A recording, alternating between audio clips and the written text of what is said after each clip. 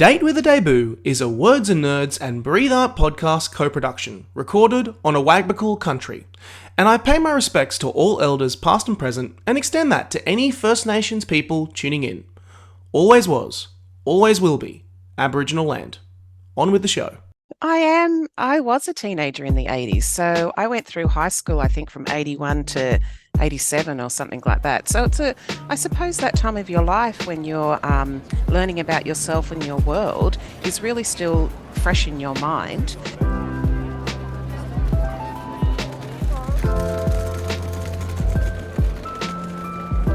Hello, I'm Nick Wasiliev, former host of Tell Me What to Read, author of When Men Cry, and we're continuing this miniseries with Words and Nerds shining a light on debut novelists, their journey to publication. If you're looking for a new book to devour, if you're looking for writing inspiration, this is the place to be. This is Date with a Debut, because nothing hits you like a first impression. And in our next episode in this series, I'm joined by Philippa Kaye. She's another author local to the Central Coast area. She lectures at the University of Newcastle, and her debut novel, which I'm holding in my hand, Girl Detectives Just Want to Have Fun, is now out, published by Shoreline Publishing Group. Pip, welcome. Thank you. Thanks for having me, Nick. It's lovely to be here. It's very nice to have you. And first of all, I just want to shout out how gorgeous this book looks. Yes. Book that is set in the 80s. It is filled with colour, a lot of peach, a lot of everything, lots of big, bold colours. I absolutely love it. Tell us a little bit about yourself, how you came to start your writing journey. Well, it takes a deep breath. Well, I'm actually a mother and a teacher and a lecturer, as you said. And I was like working for 10 years before I had my babies. I had three. And I was sort of, right into the teaching career, and I'd been on leadership teams and stuff like that. And when you go off and you have your babies and you're there with your babies, it's like, okay, oh, they're beautiful, aren't they? What am I going to do with myself? You get a bit, I think you're just so massively into your career, and then you're just so baby bound and housebound and, breastfeeding and all the rest of it, sleeping and routines. And I think I sort of felt a little bit like I needed to do something to be creative. So I did some crochet and I did some drawing lessons, and then I started to just tell stories to the kids, and then I started to write them down. So I started with like little kids stories, like about princesses and frogs and stuff like that. And then I think as the kids got older, the voice got older, and I had this little story about a little boy whose mum was like he was like in year 6, and then all of a sudden she was pregnant again, and he started having like the pains that she was having, like labor pains, and which was silly. It was just a silly, crazy little book. And then as the kids, after they sort of finished that sort of stage in their life, I started to write. I thought I'd try adult. I felt like the voice was more of an adult. So that's how I started that. I love the journey that you've taken here. And I love that it also start with storytelling for your kids. I love that that's where the journey started for you. Stop the podcast. Stop the podcast. Hello, it is Nick Wasiliev here, host of Date with a Debut, and I just wanted to reach out and say thank you to all of our incredible listeners on the Words and Nerds platform who have been listening to the podcast and sending messages of support. It has been absolutely humbling to hear from fellow authors, fellow readers, fellow writers, and fellow podcast listeners about the show, and it is a real privilege to turn you guys on to many exciting new and upcoming authors. The reason why I'm reaching out here is because one of the groups I've heard the most from is a lot of aspiring writers who have been wanting to learn more about the actual process of getting your book into publication. How do you complete a manuscript? How do you find a publisher? How do you complete the editing process? And how do you get that book printed and into stores? Of course, we cannot fully cover it in an episode of the podcast every single week, but I have another podcast that I dropped in 2021 called A Little Idea.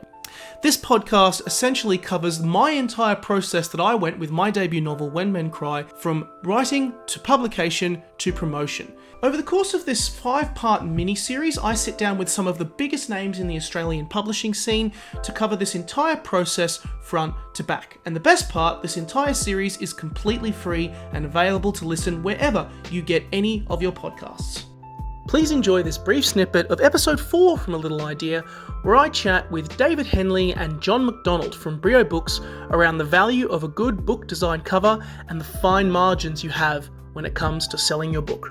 The biggest risk is with authors is that they are so close and they're so invested that sometimes they have a quite ethereal picture of what the book cover will look like, but they can never draw it, they can never capture it themselves, and anything you present to them will be wrong because you can never catch that holy grail.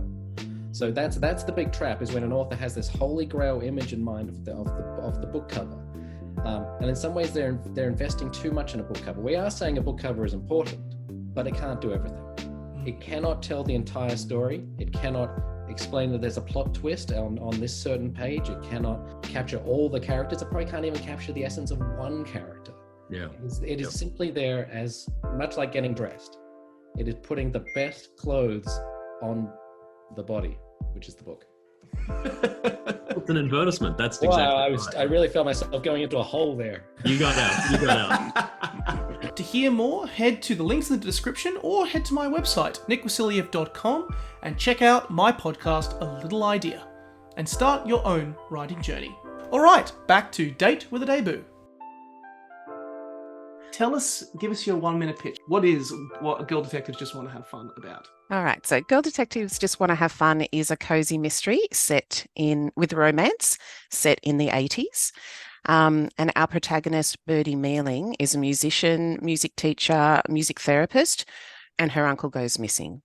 So she decides that she'd like to find him, and Detective Hunky Herb Lawson disagrees, of course, and wants her to stay out of it. But she and her friends Stu and Pia go on a little adventure to look for Uncle Larry. Oh, I love it. Nailed it in 1 minute. Did it in perfect time. 1 minute. Yay. Yes, absolutely love it. And yeah, true to form, it is absolutely fun. I ate this one up. And I think also because, crime and detective novels, they're really like, they're in the zeitgeist right now. They're very popular. On top of it, like a lot of Australian great crime writers are coming through, and their stories are getting adapted. Of course, you only have to look at Jane Harper and Force of Nature and The Dry. I mean, this would be a funny one on I think this would be great on TV. Yeah, and here's the thing: I love what you've done here. Like, you take us back to 1984. Of course, I have not lived. I was not alive during that time, but the 80s culture of the 80s permeates through our society right now, and there's music and there's color. You have the songs there, the hairstyles, the fashion. I also just love seeing Sydney in the light of that 80s that I weirdly that I just found myself doing. And funny you mentioned this. My first reaction after finishing this book, I went and I have Purple Rain on record. Yes, so I went back and just listened to it just to keep me back in that 80s space. Oh, excellent! I just loved what you nailed the 80s vibe. And again, like all the people thank you. I was looking at the reviews of people who had lived there during the time, and they said, you nailed it. You nailed that 80s vibe and feeling. Why there? Yep. Why there? Well, I was a teenager in the 80s. So I went through high school, I think, from 81 to 87 or something like that. So I suppose that time of your life when you're learning about yourself and your world is really still fresh in your mind. And I chose, we were in lockdown when I was writing this. There was, there's social media rubbish and Trump carrying on like a buffhead, and there was just, so much stuff going on in the world with the COVID and everything like that. And I just thought to myself, what was a simpler time? I wanted a time when we didn't use our phones all the time, and politicians felt like real politicians, and we weren't just having lockdowns, and we weren't all ill. And so I just thought, what was that time when things were more simple? And researching I felt like it was simple because as I said, I was a teenager. So to me, life was simple, apart from all the bitchy girly stuff. But when I researched it, of course, it wasn't as simple as I thought it was. But I just thought something light and fun and simple. I love that. And we'll come back to that a little bit. I love that it was kind of it was like reactionary a little bit to just the Yes. times of 2020. I love that. Yeah. The character dynamics that you've got here are just great. I'm gonna just say it. Like Birdie is amazing. This amateur sleuth, music teacher, like you mentioned in the intro, only 23 years old, very like still, she's confident. She's in that period of time where she's confident, but she still doesn't quite know anything at the same time. But she is brash. She is very naughty. And but also she's just got a heart of gold. Her heart is completely in the right place. And I love the contrast with Detective Herb Lawson, who at some points, we will avoid spoilers, but can be the perfect foil for her in some of those moments. I also just love Stu. Just all of them. Stu was hilarious, wasn't he? I love Stu. Just the all of the medical jargon and all of that stuff that you threw out here. But you've always got one friend who's like that, don't you? You do, and this is my thoughts again, similar to the cover of the book. These characters are loud and they are fun. How the hell did they come into your life? Well, Birdie, of course, is, us. It's all the girls. It's my sister, my friends. We were growing up in this period, and it was a sort of a sexist time, really, for girls. But we worked with it, as Birdie does, uses her wily ways, and then we also worked against it. So that was just, was just that time of my life and all the girls. So she's just a mishmash of me and my sister and my friends and, just us girls. Herb was different because he's a boy straight away. So yes. And he has an Aboriginal background. And shout out to the Dark and Jung people. And I was reading the book Growing Up Aboriginal in Australia, and a lot of the stories were of that time around the 80s was about growing up white. These people were sort of not turning their back on their Aboriginality, but it wasn't okay. It was something that you sort of kept quiet. And you just tried to fit into this white world because that was the expectation. And now they're all sort of looking at their lives and going, who am I? And that's Herb. So he did grow up white, and his brothers did too. His brother did too. And now he's sort of looking at his life going, who am I? I want to know more about who I really am. So, and he, with the whole police force thing too, he was in the police force in the 80s. The police force in the 80s was quite a corrupt and interesting place. So he is sort of questioning himself and his place in the world. And so that was tricky. He was tricky to write in the respect that I had to be respectful to the accurate representation of First Nations people. So I had to speak to elders and get a sensitivity read and things like that. So I spoke to Gadigal elders, and I also spoke to Dark and Jung elders just to, make sure I was doing the right thing. So he's a wonderful character, and I just wanted to make sure I did him properly. Yeah. Absolutely, you do, and I did get I did pick up on that like subtext about there is a real subtext with Herb about Indigenous people's place, particularly as well the fact that not just Indigenous people's place in general, but also Indigenous cop. Yes, I know. And the police and the systems of authority had really contributed, or the main driving force between the displacement of those issues in the first place from many years. So really interesting to dissect and examine as well. Again, I like that there is this contrast in the story. There is the fun nature of being in the 80s, and you've got the characters like Birdie and Stu, but there is also in true crime form, there is of course those serious elements that come out when they need to come out and contrast very nicely. How that would have been a real balancing act to craft. I imagine Yes. would have been quite challenging. Well, as I said before, when you start researching that time and you start looking at policies, I mean, authors, you're an author yourself, you know that you've got to research quite heavily. And I was reading lots of policies at the time, and it was just, I don't think you can. I was unaware of a lot of the stuff because I was just, living my life back in the 80s. Mm. But once you start researching it, you look at these things that were going on and the government's input into everything and the people, obviously, as well. You find out that there were some sort of underlying darker, deeper themes going on during that time. So I just thought I'll thread them through because you can't ignore that. No, no. I find it difficult to write something with just like I'm what you would refer to as white Australian, but I grew up in southwest Sydney, so I was surrounded by multiculturalism. I was interested in Aboriginality because of the stolen generation, which I was right at the end of. So there were kids at school. There was a guy I went to school with who was an Aboriginal boy who was living with a white family, a white Christian family. That was interesting to me, and I just didn't think that you can ignore that. All those themes of racism, sexism, police corruption, fraud, that non-PC time, it all sort of had to come into it. Yeah.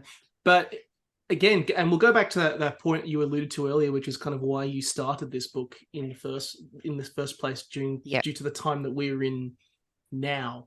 And that is that because you capture it all with the 80s. There is these serious elements here. You also, of course, there's a allusion. There's an organized crime element that comes through as well, which I will deliberately keep vague because I do not want to spoil that. You can do whatever you want in a cozy mystery. Yes, I know, but then you've got the fun element of what made the 80s so interesting and exciting in there, and again the idea of it being a cozy mystery. There was a lot to dissect, but there's the sexual tension, there's the romance, but the overall feeling I got was just fun. It was so much fun. Like, there was stuff to dissect, but this book was so much fun, and I found it the perfect tonic because I feel like a lot of crime books these days, even though there are amazing books out there and they're really groundbreaking and fascinating, I always find sometimes a lot of those crime books can be particularly grisly and dark and cover serious subject matter and can be a read that is there for you at a particular time when you need that. And I love those books, and I like it when I dive into those books. But sometimes I also just want a fun mystery. Like, I want a fun, I want there's a moment where you can play that for a lighter style, and there's moments where you can dive into the nitty gritty. And I think nitty gritty has been very much the way things have been for a little while. And I found that this book the perfect tonic to overly serious crime stories.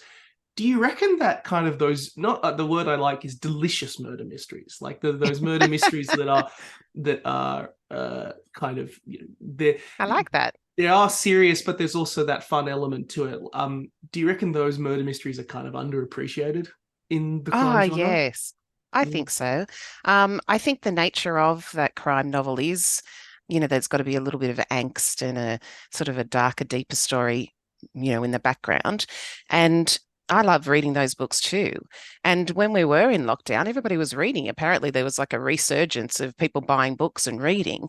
And I was reading those sorts of books, M.R. Vishkik and Candice Fox and even Jane Harper to a degree, and loving them.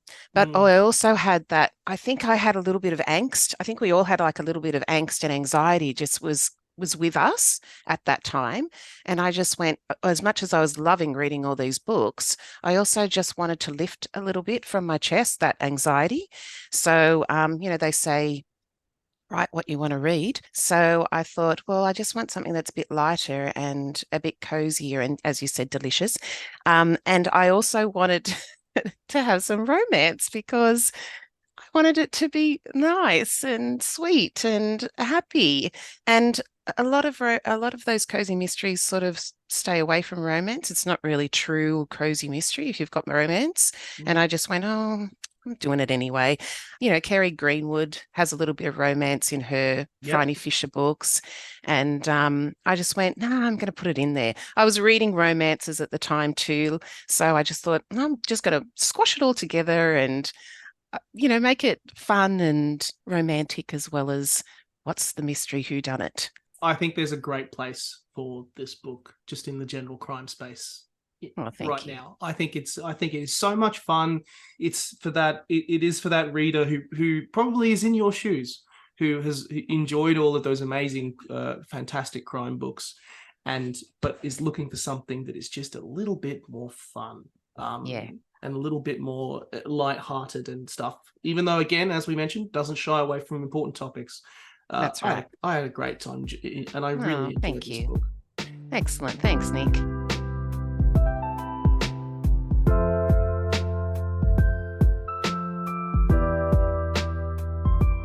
I wanted to ask you about your journey to publication, because as mentioned at the top, we went through Shoreline Publishing Group, so a smaller publishing house.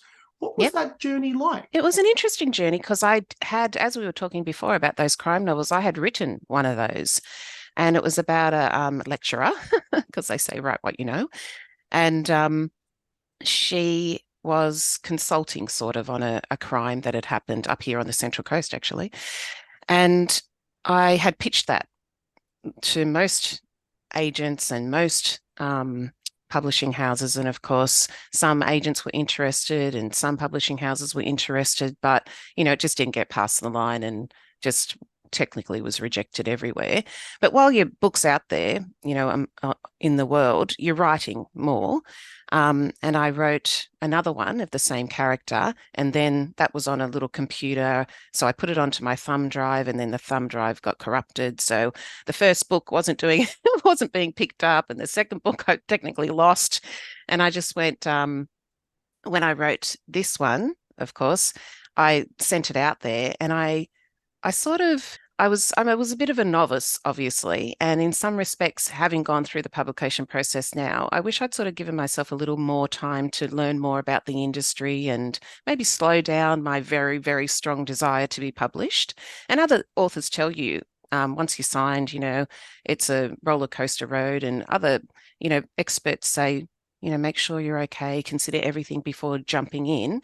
But the first person who took some interest in it, I went, okay, yes, let's go. And so I went with what they call a hybrid publisher. So it's not a traditional publisher, and it's not self-publishing. It's just somewhere in between. So yeah, it was an interesting process. And for some people that might be fabulous. And there were lots of fabulous aspects of it. Being guided through the process was wonderful, but I'm not sure that I think I might seek something different for my next book, something different, a different road. It is interesting you mentioned that. I think the one thing that I always like to say to a lot of writers or readers or aspiring authors rather is that the number one thing is, once you have this book or this idea, is it's not going to be for everyone. Find that niche where the book will work. Yes. And follow that. And for some people, what does success actually look like for you for a book? Yeah. And if people are thinking, I can make money from it and all that stuff, then I'm like, well, You're not coming at it the right way. No. But if you have if you're writing a family memoir, then going with a smaller publisher might make a bit more sense. Or if you're trying to write a commercial fiction, then it makes more sense to go with a larger publisher. What matters is that there's different options out there for you. Yes. And I think that's the thing. There are so many different options. There's the traditional road, there's the self-publishing road, and self-publishing, like indie publishers, they're enormous at the moment. They're making great guns, some of those people who are publishing their own stuff. And then there's like the in-between. So I think you don't know until you're in it. And even I probably, I could have waited more years and more years until I got into the actual publishing world. But I'm glad that I did it, and I'm grateful to Shoreline for being published with them. And it's just good to be in it and amongst it, I think.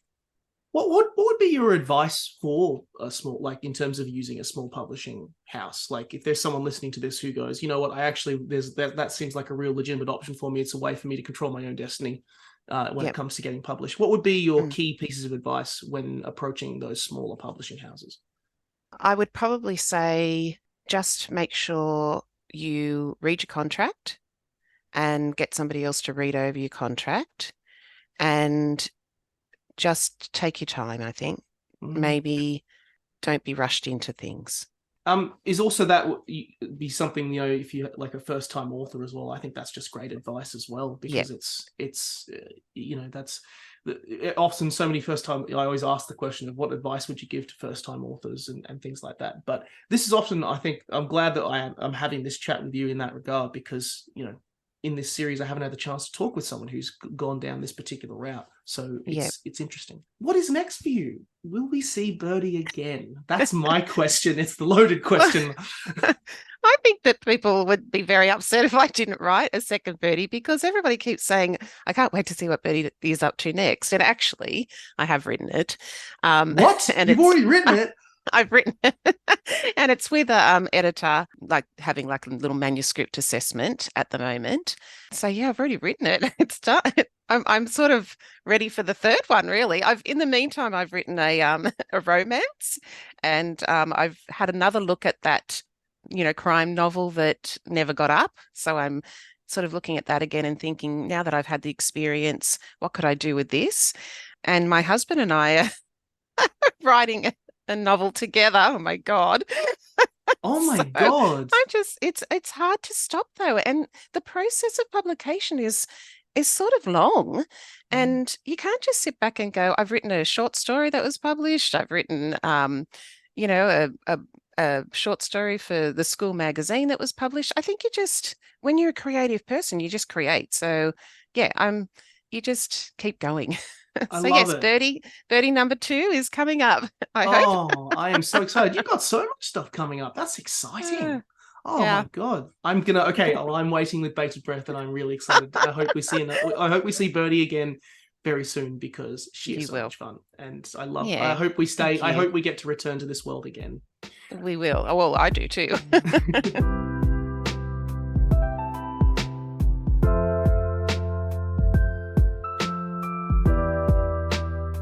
We'll finish off with some rapid fire questions. We always like to finish our podcast with some rapid fire questions, part of the day. Yes. So I'm going to just fling them at you, and you give me the first answer that comes to your head.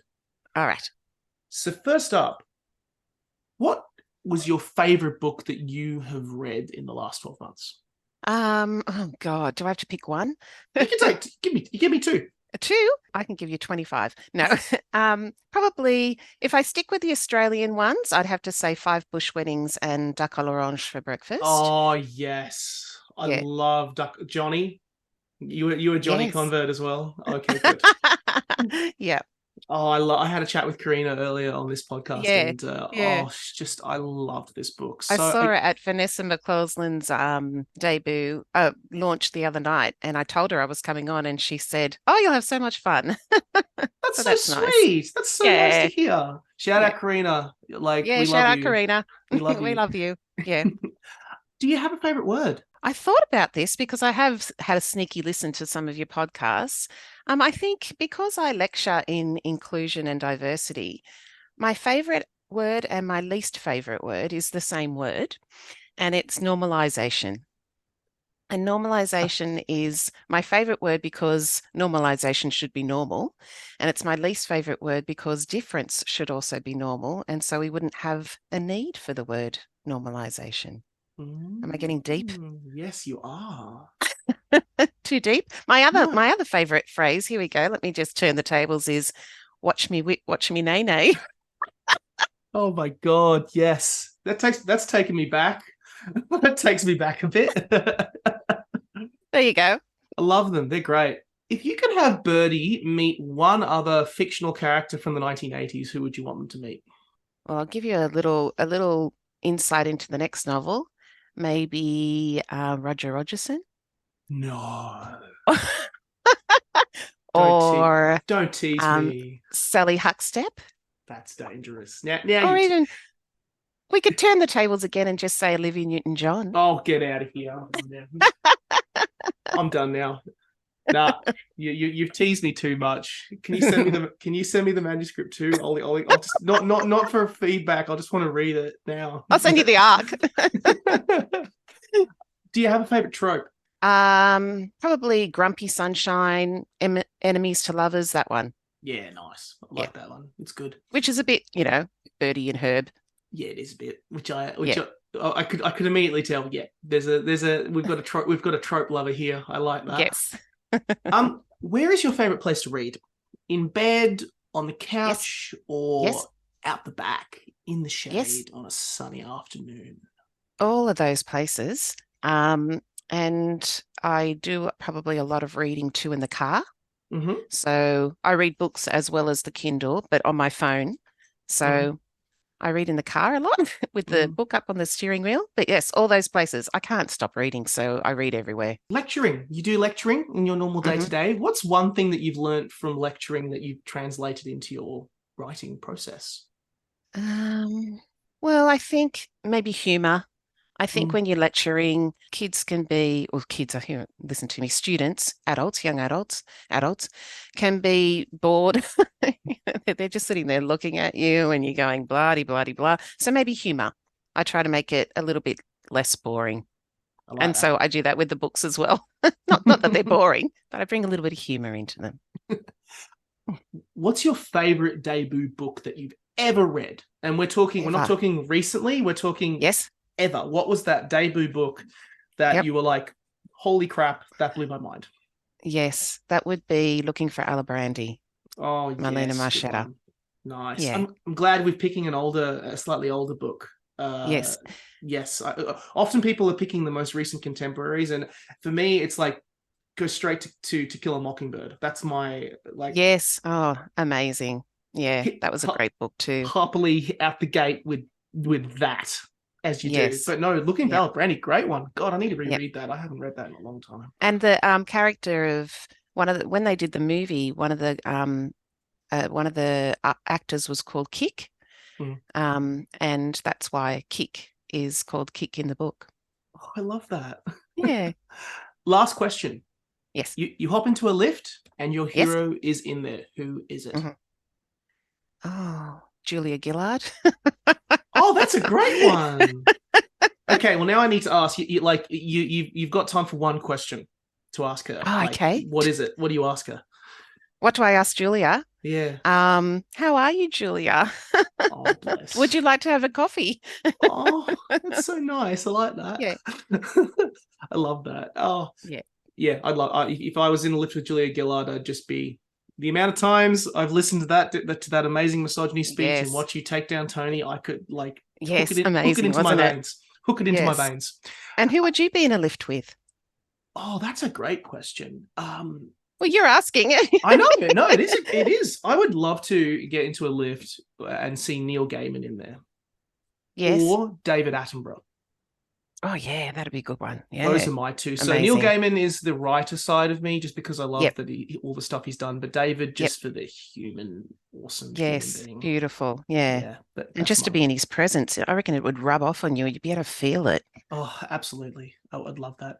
I could honestly chat to you all day, but I'm aware that you are incredibly busy and have people to see and places to be, and you have more of these books to pump out. So that's right. I need to be on tapping away at number 3. Yes, don't I, Nick? You do. So I'll simply finish off by saying that Girl Detectives Just Want to Have Fun is out now. It's published by Shoreline Publishing Group, and all of our listeners, for the love of God, go and check this book out. If you like the show, drop Words and Nerds review. Let us know what you think, and who else you'd like to hear from. And I'll finish off by simply saying, thank you so much, Pip. This has been a huge amount of fun. Thank you so much, Nick. Same. Right back at you.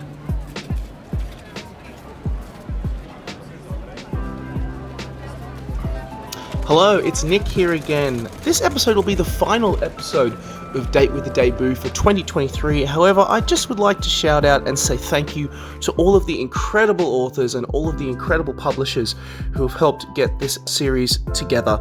And I'm super excited to announce the Date with a Debut will be returning in 2024 with more debut authors and more incredible stories and books focusing on Australia's growing, exciting literary talent. It is such a magnificent privilege to really champion a lot of these growing authors. I'd also like to finally shout out the incredible Dani V. Thank you so much. It's been so much fun being on the Words and Nerds platform.